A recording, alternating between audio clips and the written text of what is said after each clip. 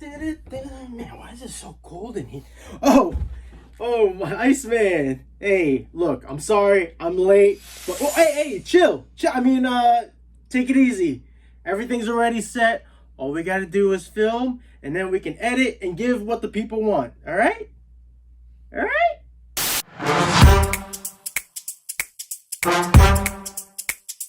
Hey guys, welcome back to another Toronto on Toys. We got our first robot master from the Mega Man Wave 1 series, and I gotta say, this figure is cool.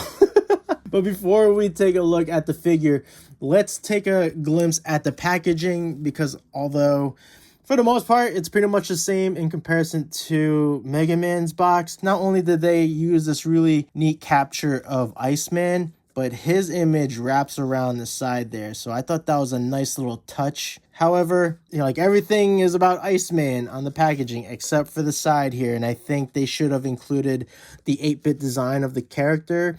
And I think that's something they should have considered with the rest of the characters. Now, the backdrop here inside is the same. Again, I think this is another missed opportunity of using the backdrop from the video game of Iceman's stage. You know, regarding the back, I stand corrected. They did the same thing to my man here. Solid blue backdrop. Again, they could have just, if the budget was a thing, they could have just repurposed this image and used it for this backdrop here. So, I don't know if it's because the price point of these figures are, $20, but yeah, I don't know. I just feel like, again, missed opportunities here. Now with the figure, boy, I said this with Mega Man, and I'm going to say it for Iceman.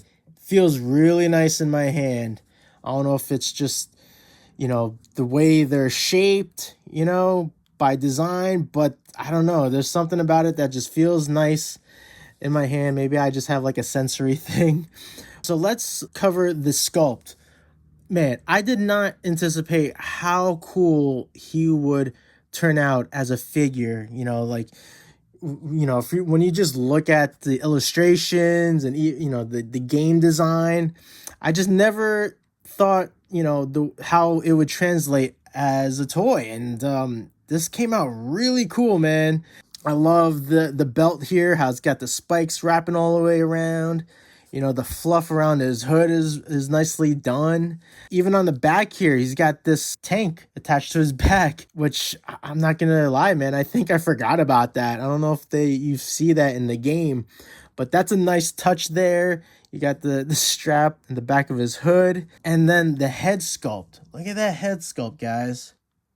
Look how cool that is. It really has some dimension there, with the puffy cheeks, the mouth too, like it goes in. And then the nose actually comes out a bit. So really nicely done. My only minor critique is that maybe they could have included the fine line detail around the eyes like they did with Mega Man, but I mean, that's just like one little minor thing. I think it's perfect the way it is, honestly. It's just, I wonder how it would have came out if they did add that black lining around the eyes and like above the cheek there. I'm just nitpicking at this point. I think, honestly, I really think this is pretty near perfect. Color application, it's all done really well for the most part. No frosting on this figure like they did with Mega Man. I guess that's just his thing. Now, as far as the articulation and range of motion in his joints, they're pretty much standard, I'm going to say, with the rest of the figures.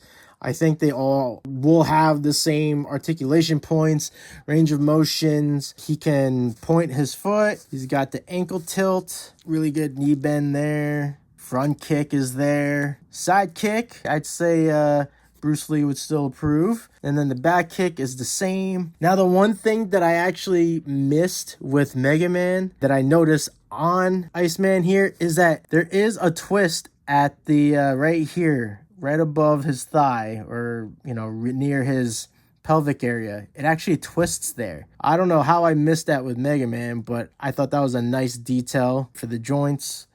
Got the knee twist there. Now, because he doesn't have the separation in the midsection, he does have a waist swivel. And then as far as his arms go, 360 rotation, 360 rotation in the bicep, shoulder raise there, bicep bend is there, full rotation in the wrist, got the ratchet joint again for the hands. Head rotation's nice. Not a full 360 because you got this hooding detail. Did I say hooding? Hooding? And also because of the design here for his hood, he's got no head tilts. And then with his accessories, again, standard stuff. We got extra head to swap with. And again, the way they executed the head sculpt is just really well done here. I think they captured the facial expression perfectly. You know, when he's attacking, blowing the ice. Honestly, like, it's so minor, but like the detailing on his nose and his lips and his mouth, like, that is just really neat. So I love that. And of course, you got the extra pair of hands, open palm, pretty much the same as Mega Man's, except for the right hand. For Mega Man's hand, he's got the thumbs sticking out. And last but not least, the ice effect. I love that it's layered, right, or tiered. The coloring effect is nicely done. I really think they knocked it out of the park with this character. Just for size comparison, because I do believe Mega Man is about 4.5 inches. Iceman is just a little bit smaller. He's probably at 4 inches, I imagine. I got him on eBay as well. I definitely didn't pay no more than $22. Again, the price points on these figures are great, man, when you consider they come with some extra accessories and they have all of the articulation points that you would want in a figure like this. You can get your action poses. You can swap hands for different